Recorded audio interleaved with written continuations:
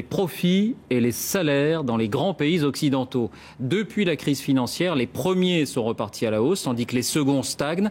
Les grands groupes, notamment, font la part belle aux actionnaires. Alors, faut-il augmenter les salaires? Oui, répondent de plus en plus d'économistes. Jean-Paul Chapelle, Abdelzouiwesh. Des manifestations pour revendiquer une augmentation de salaire en Europe, ce n'est pas nouveau. Ce qu'il est plus, en revanche, c'est que plusieurs entreprises allemandes se disent prêtes désormais à lâcher du lest, reconnaissant ainsi que les salariés ont déjà fait suffisamment de sacrifices. En France aussi, les économistes de droite comme de gauche estiment qu'il est temps d'augmenter les salaires pour soutenir la consommation. Le problème, c'est que quand la consommation est faible, eh bien les entreprises n'investissent pas beaucoup.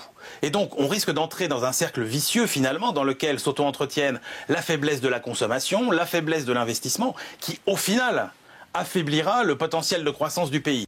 C'est que depuis 2 ans, le taux de profit des entreprises est reparti à la hausse. Tandis que dans le même temps, la part des salaires, elle, a légèrement fléchi. Cas extrême du CAC 40, l'entreprise Vallourec a distribué à ses actionnaires des dividendes en hausse de plus de 1000% sur 5 ans, tandis que les salaires n'augmentaient que de 35%. Pour France Télécom, c'était plus 462% pour les dividendes, plus 19% pour les salaires.